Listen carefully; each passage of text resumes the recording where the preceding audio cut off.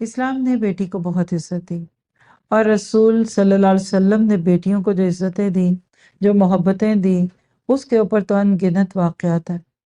صحابہ کرام میں سے بہت سارے ایسے تھے کہ جو اپنی دور جاہلیت کی زندگی کے گناہوں پہ روتے تھے۔ ان میں سے ایک صحابی تھے، اللہ کے نبی صلی اللہ علیہ وسلم کی محفل میں جب بیٹھے ہوتے تو اچانک بے ہوش ہو جاتے، چہرے پہ غم کے، تکلیف کے اثرات ہوتے۔ بعد میں جب پوچھا گیا تو کہنے لگے کہ دور جاہلیت میں نے اپنی بیٹیوں کو زندہ تربور کیا، وہ یاد آ جاتی ہیں۔ اور پھر اس میں واقعات ہیں، کیسے وہ سناتے ہیں کہ میری بیٹی تھی۔ تو یہاں تھوڑی سی بات کر دوں کہ عربوں میں مختلف طریقے تھے۔ کچھ لوگ تو پہلے سے گڑھا کھود کے رکھتے، جو ہی اندر سے آواز آئی بیٹی کی تو اس کو اٹھاتے اور اس گڑھے پہ پھینکتے۔ کچھ اس کو تھوڑا سا وقت دیتے، 1-2 سال کا، جب وہ ان کے ساتھ چلنے پھرنے والی ہو جاتی تو دور کسی جنگل میں لے جاتے، اور وہاں جا کر پھر وہ بچیاں بعض اپنے ہاتھ سے اپنی قبر کھود رہی ہوتی تھی، ان کو کیا پتا کیا ہو رہا ہے، بچوں کے لیے تو وہ ایکٹیویٹی ہے۔ یہ صحابی کا بڑا طویل واقعہ ہے، آپ سنیے گا بعد میں کبھی۔ وہ کہتے تھے کہ میں اپنے ہاتھ سے اپنی بیٹی کو لے کر گیا، اور بیٹی میرے ساتھ پیچھے چل گئی، میں نے کھرپی اور کھدال زمین کھودنے کے آلے لیے، اور وہ کہہ رہی ابا آپ کدھر جا رہے ہیں، میں بھی جاؤں گی، ساتھ چلے گئے۔ میں اپنی بچی کو لے کے جنگل میں نکل گیا، اور بچی میرے ساتھ بڑی خوشی خوشی جا رہی ہے ابا ابا کرتی۔ پھر میں نے وہاں جا کر اس کی قبر کھودنی شروع کی، وہ بھی میرے ساتھ اس قبر کے اندر سے مٹی نکالنے لگی، اور پھر اس کے بعد جب قبر کھود گئی تو میں نے اس بچی کو اس میں دھکا دیا، اور وہ رو رہی ابا آپ کیا کر رہے ہو ابا ابا کرتی گئی، اور میرا دل اتنا سخت تھا کہ میں اس کے اوپر مٹی ڈالتا گیا اور میرا دل نرم نہیں ہوا۔ آج مجھے وہ بچی، اس کی چیخیں یاد آتی ہیں تو میں روتا ہوں۔ اسی طرح ایک صحابی نے 70 سے زیادہ بچیوں کے زندہ درگور کیے جانے کا بھی اپنا جرم رکھا۔ آج کیا ہے، انتظار بیٹے کا ہی ہوتا ہے۔ ہو گئی بیٹی، شکر ہے، ایک ہے تو کافی ہے۔ دوسری بیٹی پہ ذرا سی گڑبڑ شروع ہوتی ہے، تھوڑی سی آنکھ پھٹکتی ہے، پھر تیسری بیٹی پہ دھمکی مل جاتی ہے، اگر اور بیٹی ہوئی تو طلاق ہوگی۔ عورت کو مشین ہے بیٹے بیٹیاں پیدا کرنے کی۔ آج سائنس نے بتا دی ہے کہ جینڈر کا جو اپوائنٹمنٹ ہے نا، وہ مرد کے طرف سے ہوتا ہے، x x x y chromosomes ہوتے ہیں۔ مرد کی طرف سے وائی آئے گا تو بیٹا ہوگا، ایکس آئے گی تو بچی ہوگی۔ عورت کا تو اس میں دخل ہی نہیں ہے۔ آپ اپنے اوپر لے کر سوچئے، اگر آپ کو پیدا ہوتے ہی مار دیا جاتا۔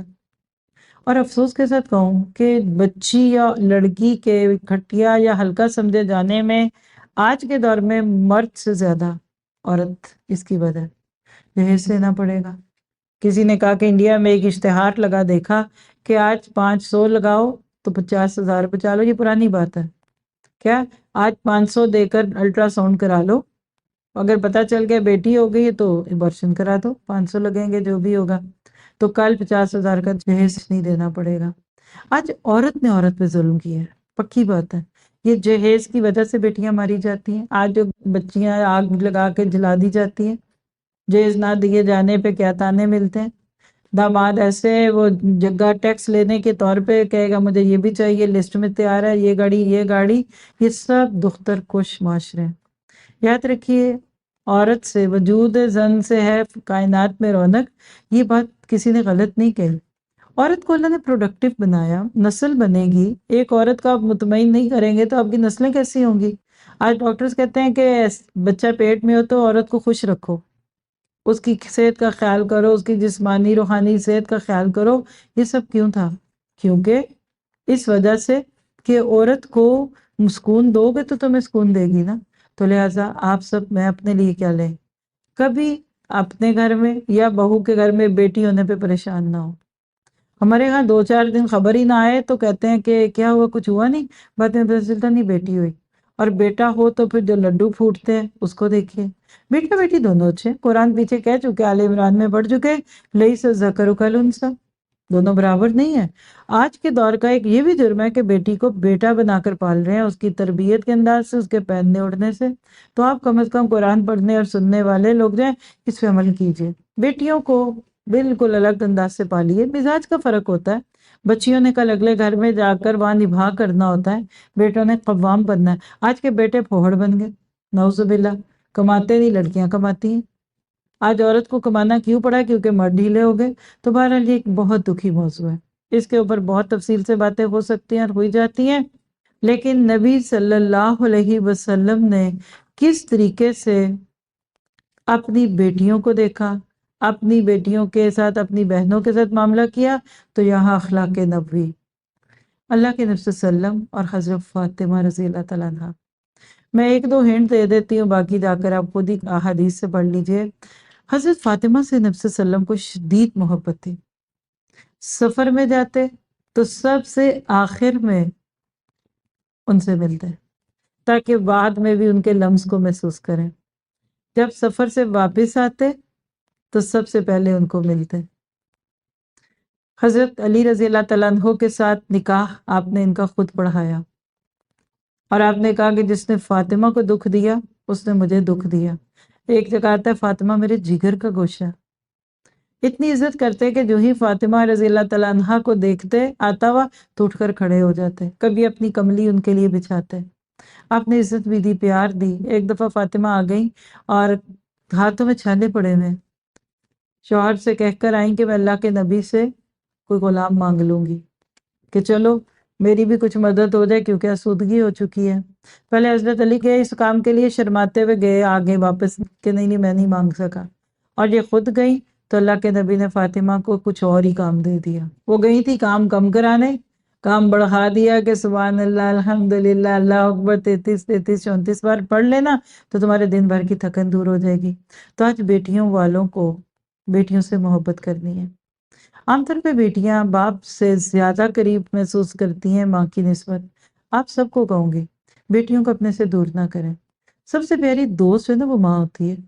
جو مائیں اپنے بچوں کی دکھ درد نہیں سمجھتی، پھر ان کو باہر دوسروں کے ساتھ تو کرنا ہی پڑتا ہے نا تعلق۔ تو بہرحال اللہ تعالیٰ آپ کی بیٹیوں کو، بیٹوں کو بھی سلامت رکھے، بہنوں کو بھی سلامت رکھے۔ اسی طرح اللہ کے نبی صلی اللہ علیہ وسلم نے بہن کے احترام کی بھی بہت رغبت دلائی۔ اللہ کے نبی نے چونکہ اپنا بچپن بنو سعد میں گزارا تھا، آپ کو سیدہ حلیمہ سعدیہ نے دودھ پلایا، آپ کی رضائی بہن شیمہ تھی۔ اللہ کے نبی کے بچپن میں بکریاں چرانے جاتی تھی ساتھ، آپ کی رضائی بہن آپ کو اپنی گود میں بٹھاتی تھی، جھولا جھلاتی تھی۔ اور اسی طرح سے کچھ اشعار ان کے ہمیں ملتے ہیں، محمد صلی اللہ علیہ وسلم کو زندگی عطا کر تاکہ میں آپ کو نوجوانی کی حالت میں دیکھوں، پھر میں قوم کے سردار کی حیثیت سے دیکھوں۔ اے ہمارے رب، آپ کے تمام دشمنوں اور حاسدوں کو نامراد کر دے۔ سبحان اللہ۔ بہنیں ہمیشہ بھائیوں کی زندگیوں کی دعائیں کرتی ہیں، سکون کی دعا کرتی ہیں، تو کس روپ میں عورت خراب ہے بتائیے؟ آپ اپنے اوپر لیجئے۔ پہلے بیٹی بنتی ہیں تو آپ کے دل میں جتنی ماں باپ کی محبت ہے وہ کم ہے، دیکھ لیجئے۔ پھر بہن ہونے کے ناطے دیکھ لیجئے، پھر آپ بیوی بنی تو بیوی ہونے کے ناطے ایک عورت کے سراپا محبت ہے۔ پھر ماں بنتی ہے تو سارے ہی رشتے پیچھے رہ جاتے ہیں، تو بچے بیٹے بیٹیاں یاد رہتی ہیں۔ تو ہر روپ میں قبول کیجئے۔ اللہ کے نبی نے ایک موقع پہ اپنی بہن کی وجہ سے پورے قبیلے والوں کو چھوڑ دیا تھا، سفارشی بنا کر لوگوں نے بھیجا تھا ان کو۔ یہ سارے واقعات تاریخ کی کتابوں میں موجود ہیں۔ اصل بات یہ ہے کہ ہم اپنے عورت ہونے پہ رشک کریں۔ اللہ تعالیٰ آپ کو مجھے عورت ہونے پہ راضی رکھے۔ آگے چلتے ہیں اور دعا کرتے ہیں کہ جن معاشروں میں عورتوں کی عزت نہیں، اللہ تعالیٰ ان کو ہدایت دے دے۔